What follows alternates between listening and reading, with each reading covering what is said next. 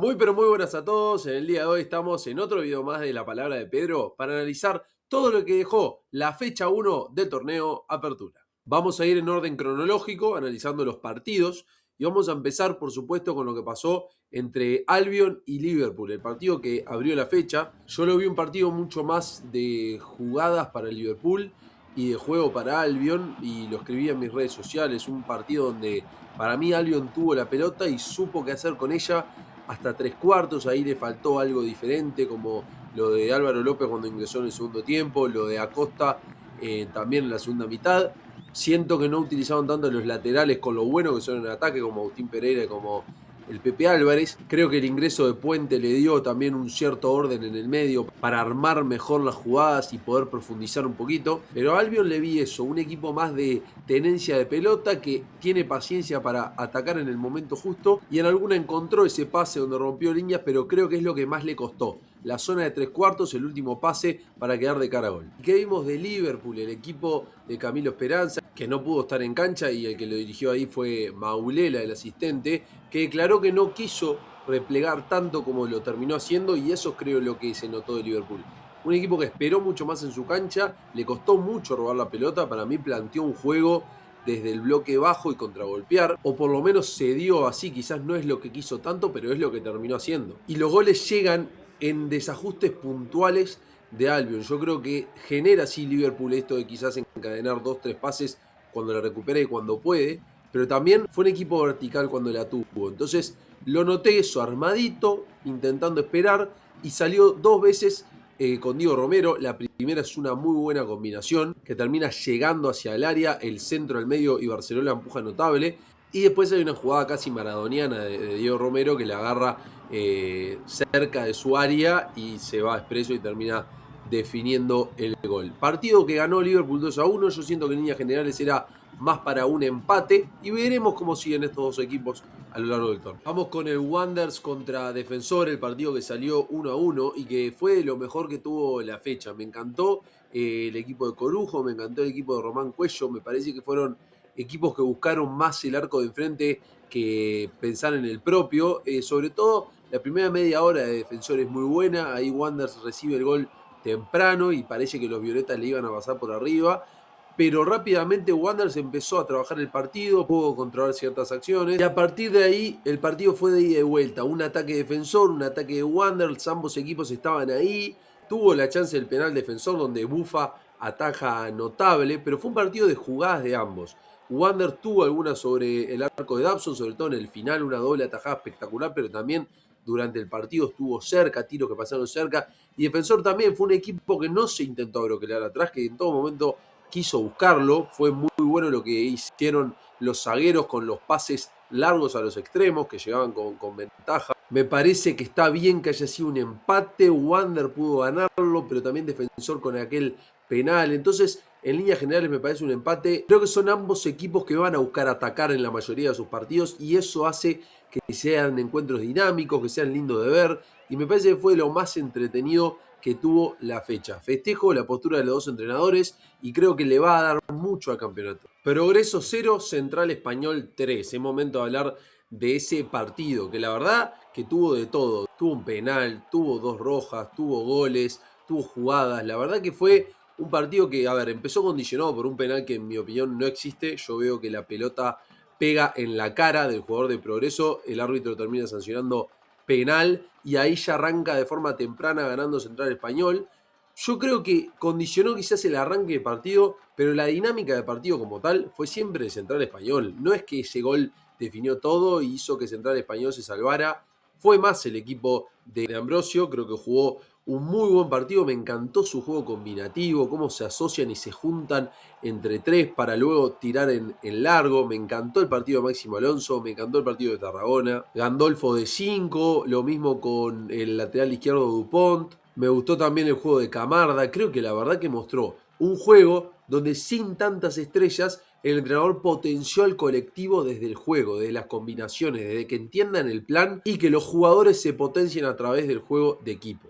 Y la verdad que de Progreso hay poco para analizar porque rápidamente recibió el penal mal cobrado. Después se queda con 10 jugadores cerca del final del primer tiempo. En el segundo se queda con 9. Fue un partido para Progreso que no se le pudieron ver muchas cosas. Esto me llega a decir que está más que correcto el resultado que se dio en el Paladino. El cuarto partido de la fecha fue el Peñarol 3, Torque 1. Peñarol fue un equipo que aprovechó a la perfección lo pésimo que marcó Torque el área. La verdad que la defendió muy mal, sobre todo el primer tiempo. Cualquier pelota que iba para ahí era sensación de gol. Y hablar lo que es el segundo gol, pero también en el tercero. Creo que dio esa sensación Torque que cualquier pelota que tires al área iba a ser gol. Peñarol lo hizo, lo aprovechó y me parece más que válido. Dicho eso, también en el segundo tiempo sí vi una evolución de Torque que aflojó con esos errores, que también es cierto que al ir perdiendo 3-0, tomó la pelota e intentó ir hacia adelante y sí le vi buenas cosas como lo que pretende Marcelo Méndez, pero la realidad es que no le alcanzó para poder empatar el partido. 3 goles contra un grande en su cancha. Es un panorama generalmente imposible.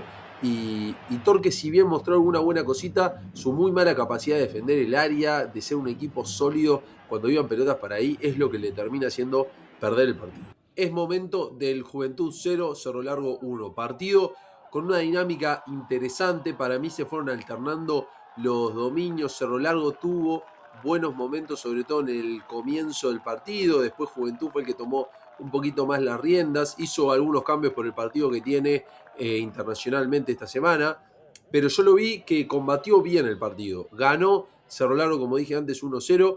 Pero yo lo veía mucho más para empate, porque Juan Moreno, el arquero del Arachán, tuvo muchas atajadas donde salvó a su equipo por muy poquito.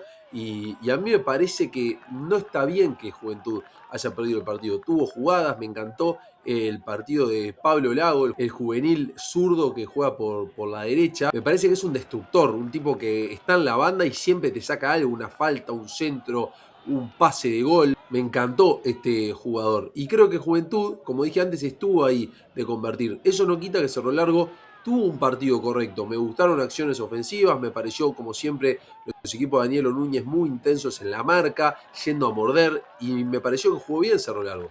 Pero Juventud también, y para mí lo más justo en este partido hubiera sido un empate. Sexto partido de la fecha. Hablamos del Racing 2, Deportivo Maldonado 4. Partido con muchos goles que la verdad que tuvo cosas sorprendentes porque cuando arrancaba mejor Racing y parecía que iba a ser el que lleve la rienda del partido, caen 2 goles de Deportivo Maldonado y ahí cambió un poco la dinámica del juego, no porque Racing no atacara más, sino porque creo que Deportivo Maldonado se empezó a sentir más confiado. Fue avanzando el juego, me pareció que hubo jugadas claras a lo largo del partido. Fue un juego dinámico donde, como dije antes, hubo ataque, hubo llegadas, hubo jugadas. Y me pareció que cuando llegó el empate de Racing, parecía que el cervecero iba a seguir de largo. Lo hace aparte no faltando tanto para que termine el partido. Y después llega un buen cabezazo de Fernández para el 3-2 y lo termina liquidando 4-2 el Depor. Ninguno de los dos equipos me pareció nada del otro mundo. Siento que parecía que Racing estaba un poquito mejor. Después Deportivo Maldonado hizo los goles. Me pareció una dinámica de juego donde se sintió un poquito más como Racing, pero el que terminó ganando fue Deportivo Maldonado. Penúltimo partido de la fecha, Boston River 1, Nacional 2. Me pareció interesante el partido desde el análisis y de lo que pasó. Boston empezó con este dominio muy bueno en el primer tiempo. Agustín Amado dio una exhibición de fútbol lo que jugó. El pibe me encantó. Franco Pérez como extremo izquierdo, Leandro Sur por derecha. La verdad que me pareció un muy buen primer tiempo de Boston River. Y yo sentía que el gol podía llegar en cualquier momento. Y como espectador lo que hubiera preferido que Boston River en el segundo tiempo hubiera seguido atacando. ¿Qué pasó? Desaparecieron las pelotas. El partido iba 0-0 e intentaron mantenerlo así. Y la realidad es que cuando vos haces esto, cuando vos te alejás del estilo que te está saliendo bien, generalmente le das vida a tu rival. Y es lo que yo vi que pasó. Nacional en el segundo tiempo se animó a atacar y pudo llegar más, porque Boston River se dio pelota y terreno. No quiso atacar, no quiso jugar más y me sorprendió y me pareció una decisión errónea. Es algo que se repite mucho en los equipos, cuando superás a tu rival no te sirve el punto porque sos un cuadro chico jugando contra un cuadro grande. replegás, cedés protagonismo y creo que eso avivó a Nacional. Y ganó por muy poco Nacional. Se le dio el atacar más por su rival. Yo no le vi méritos propios, me parece que fue superado y dependió justamente de Boston River y eso le permitió crecer, atacar un poquito más y poder encontrar el gol en el final cuando parecía que iba a empatar el partido. A mí me parecía que lo más justo era un empate y no vi a Nacional cómodo en el encuentro, pero ganó y es lo importante. Terminamos con Cerro contra Danubio, ganó el equipo de Monarris 1-0 sobre el local y la realidad es que en cuanto al juego no hubo mucha cosa, fue flojito el partido, pero sí hubo algunas situaciones para cada lado y siento que a partir de la expulsión del jugador Barros, que está bien amonestado, segunda amarilla y roja, Danubio tomó un poco más la rienda del partido, fue hacia adelante, convirtió un gol y pudo haber convertido el segundo. Tuvo situaciones y Fabricio Correa lo que nos tiene acostumbrados. En River descendió, pero hizo un gran año